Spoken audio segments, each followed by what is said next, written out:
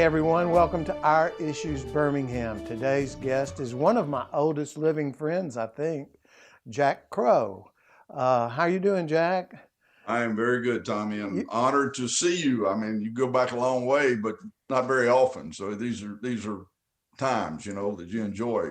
Jack and I grew up in West End, and Jack at that time I think was either attending West End High School or coaching at West End High School. Later went on to coach all over the place, but Auburn University was in the mix. I think you were at Arkansas for a while. You were at Jack State for a while.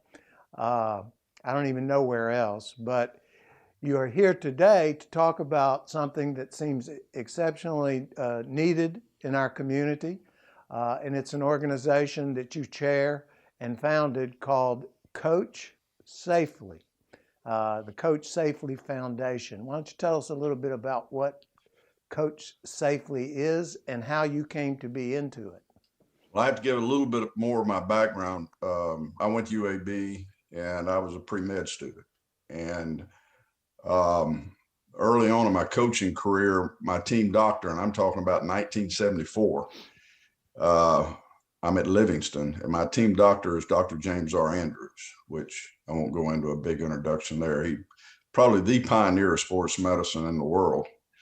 Um, and along the way, in one of my sabbatical out of coaching terms, I ran the American Sports Medicine Institute, and in that period of time, Jimmy and I just leveraged each other really well with things, and he leveraged my insight into coaching, and I leveraged his insight into the medical part of sports.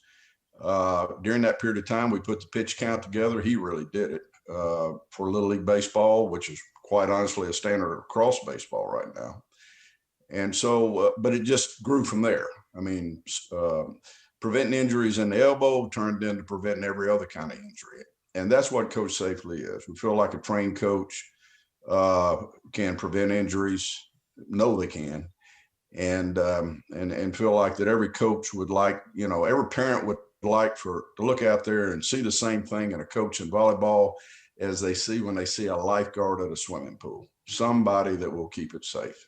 Well, I noticed in getting ready for this interview that he was speaking to a group and he started kind of paying attention to who he was treating. Dr. Andrews did. Right. And he said, "What's going on here? Have I become a pediatric orthopedist?" That's exactly right.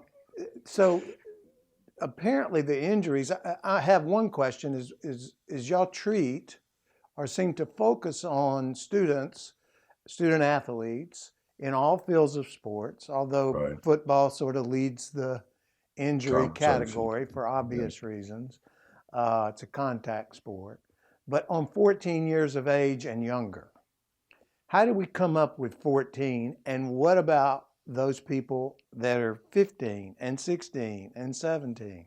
What we have basically uh, partnered ourselves with or put ourselves up against is where high school athletics starts.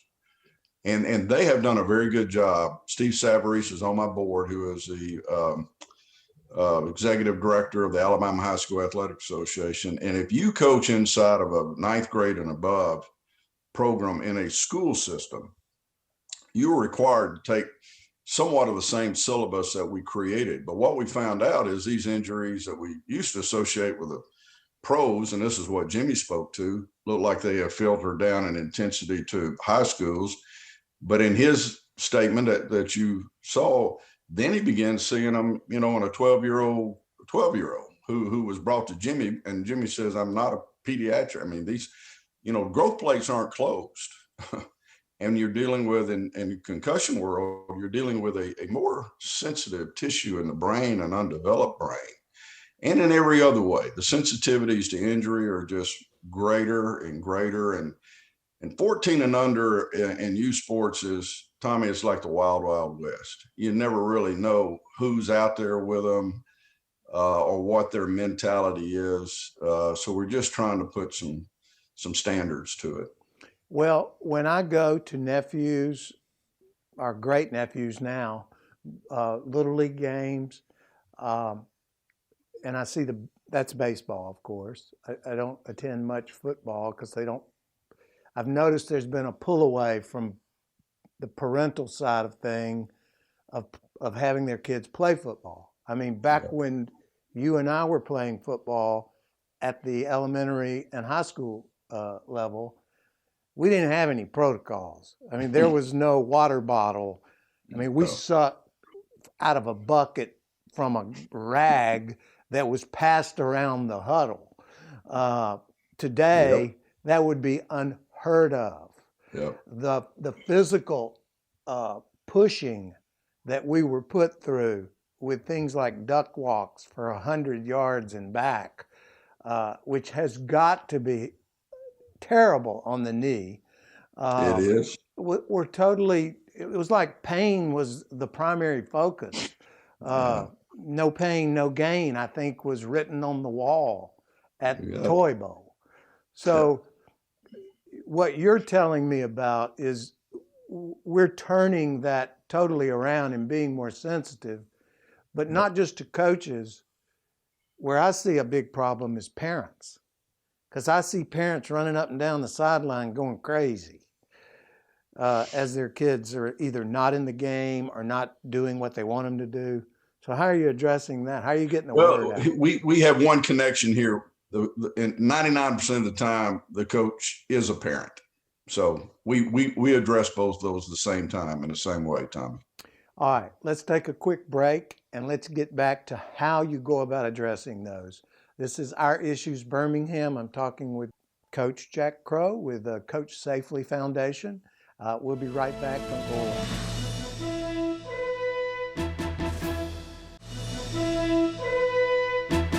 Welcome back to Our Issues Birmingham. I'm talking with Jack Crow, Coach Safely Foundation.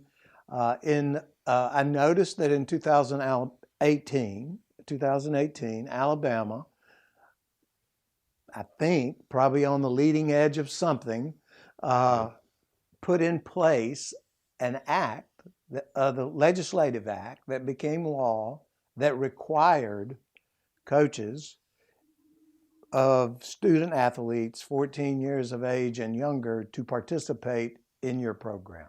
Can you give us a little history on the development of that act and how that act helps you implement your program? Well, the act started coming together in 2013. I was actually, when Obama said if I had children, boys, I'd think twice about letting them play football. I had been out of coaching at Jacksonville State about a month, not a month, 3 weeks. Somehow I'm with Soledad O'Brien on CNN responding to the president of the United States for football. Did you set him straight? And for, so, yeah. and I mean, your name floats a little bit over time.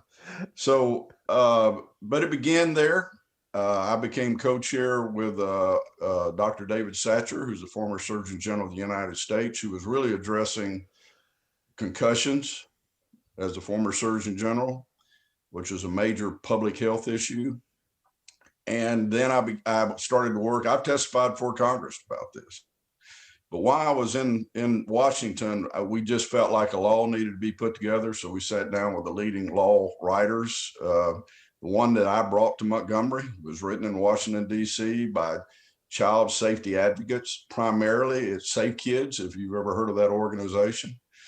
And it really was, it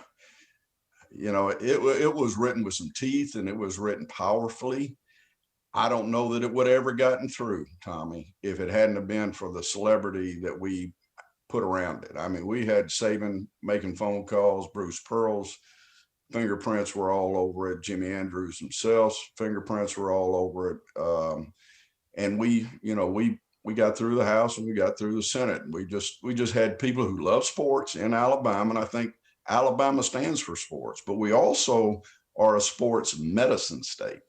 And so they saw this medically, I think, a little clearer, particularly with Dr. Andrews' involvement. So we got a law passed, and it's, it requires, and really the shakedown of this is into municipalities, because municipalities and park and recreation under the cities, like like Mayor Woodfin, who you're going to talk to. Their park and recreation people have adopted this from day one through an act of the city. And I hope he remembers that. He was there when we did it. But not all municipalities have adopted it, but we're making progress. On the other side of it, there's a lot of park and recreation activity that's outside of a city. A lot of it fits inside of these 67 counties.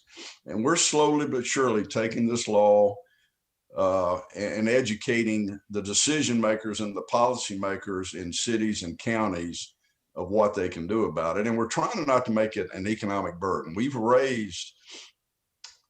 We're headed towards raising $1 million for this project so coaches don't have to pay for this class. Well, the way I read the law, they're required to participate in it. They are. But even though some don't. I'm talking to a lawyer, Tommy, and all we did was give some plaintiff attorney evidence. In fact, I had insurance companies call me from big time insurance companies. Do you realize what you just did? We basically made it negligent if you didn't pass the test. Yeah. If you understand what I mean. Yeah, you would say, well, there's this program that's been enacted by law that you're not participating in, and your failure to do so is negligence on its face. There's a little plausible deniability now because you can pass a law in the legislature. Who knows about it? Who's actually been called on to address it? I didn't know about it. Deniability won't last for long. I didn't know about it until somebody said you should have Jack Crow on your show to talk about. Yeah. And we're trying to not use a big stick with people. You do it for the right reasons, but since it is a law regarding risk management, it is good business. Now, those are the two roads you're trying to go down. It's good business to be prudent about something that's a national health crisis. And at the same time, let's just take care of our kids. We sometimes, we've not been pushy, Tommy. It's just but resources are required to do all this. I thought it was going to take 3 years just to get our feet in the ground. In effect, Tommy, we're changing a culture. Yeah. That is like that swimming pool. I said a parent should expect that coach is a lifeguard trained. And to me, it's going to take 7 years. I'm fighting an early fight, trying to recruit other people to fight the fight as we go. But since it's a Birmingham program, I'm telling you, Birmingham stepped out there pretty good. In the greater Jefferson County area, now our show covers 6 or 8 counties around the Birmingham area. Right. Are you seeing participation? Absolutely. Let's just focus on Birmingham, where we have 30 some odd we piloted this program in Trussville. Pardon me? First place we went was Trussville. And they we got signed 500 up? coaches trained before we ever took the law to Montgomery, just to prove that we could do it, the pilot program. But we've been Vestavia, Homewood. We've hit all of the metropolitan areas. They're all familiar with what we're doing, and we've gotten good support. We don't have time in this segment to go into what the program actually does and how it actually operates, but I want to address that in our final segment. So hang in there with me. Of the 30 some odd municipalities in Jefferson County, are we getting a 10% participation or a 50%? No, we're 60 or 70%. Don't go away. This is Our Issues Birmingham. We'll be right back.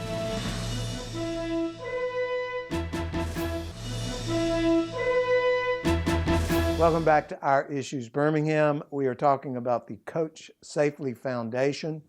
When we cut to break, I was wanting to know specifically if Coach Huzitz from Trussville signs up for the program, what is he signing up for and what actually does he have to do? It all starts with the registry of a youth athletic association, Pop Warner football and, in Vestavia, whatever that is. So there's some organizing body for that to be. Is Vestavia participating in the program? Oh, yeah. Oh, yeah. Good. Big time. In fact, the bigger the community, the better the involvement's been around here. I can't say that blanket, but for the most part. But once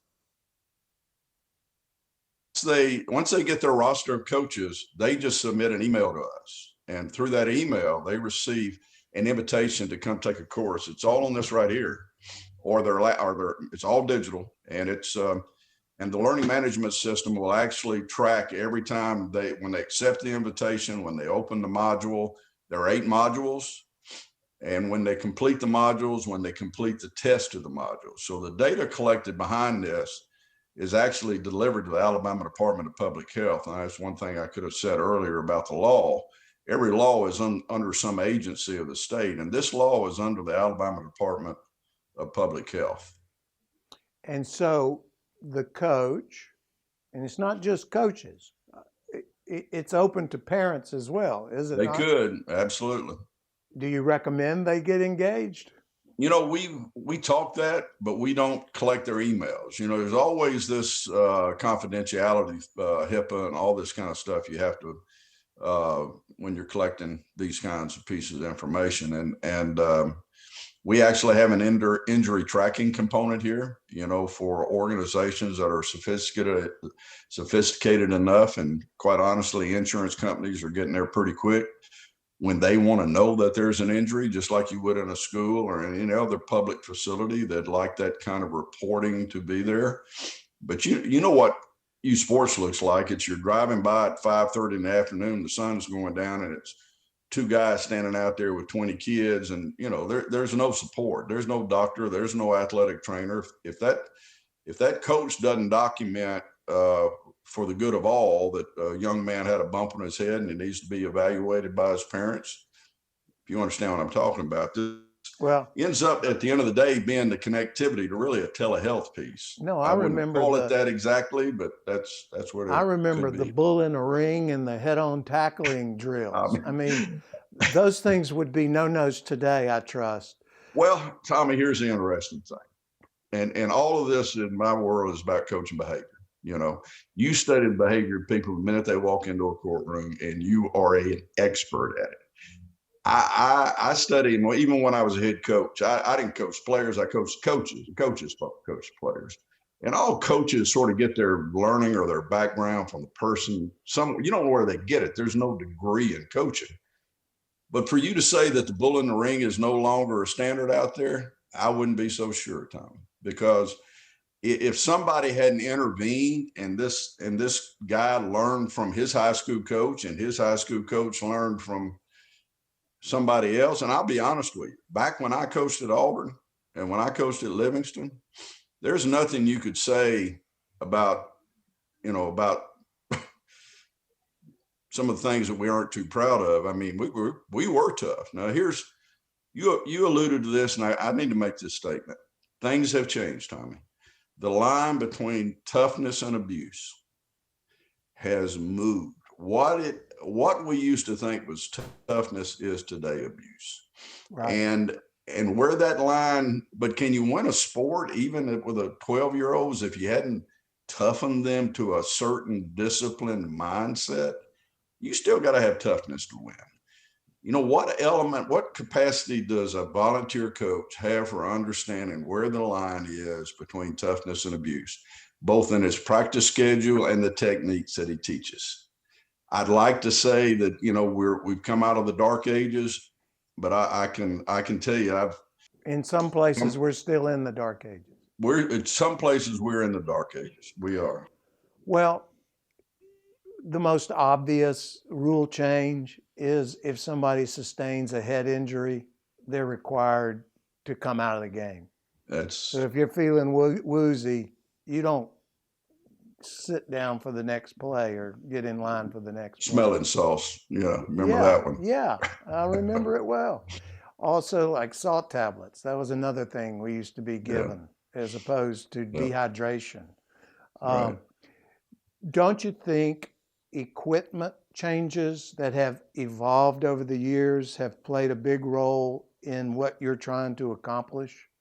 But Absolutely, again, Tommy. we're talking money. We're talking money because to get the fancy helmet that has the extra bracing or whatever it has. Those are $350 helmets.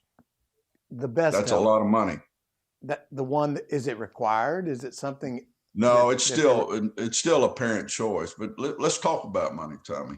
Youth sports, 14 and under sports, is a $30 billion industry, wow. and it has no regulations, and it crosses state lines. These travel sports, these soccer clubs, they'll go to Atlanta. Baseball team will go to Pensacola. You know what I'm talking about. So it's not And just so, football. I mean, injury occurs in soccer, badminton, volleyball, absolutely. baseball with the pitchers and their elbows. Um, are, are are you seeing a groundswell on a national level? And we got to be quick with wrapping up on this. Well, I'm seeing a lot of conversation. I'm on the board of the National Council of Youth Sports, which is probably the thought leader, top of the rung. But I'm seeing a lot of conversation. I don't see much implementation of standards. I really don't. I think That's we've got a very, long way to go, Tommy. that's discouraging. I could talk to you some more about this, and perhaps we'll do a follow-up show later. Thanks for I'd being love with us. to. Always good to see a West End person. Uh, You need to meet me down at Bottega sometime. Call and tell me, meet me down there, and we'll have some insights into some of this. oh, I thought you were going to say we have a glass of tea. This is Our Issues Birmingham. Thanks for being with us. We'll see you next week.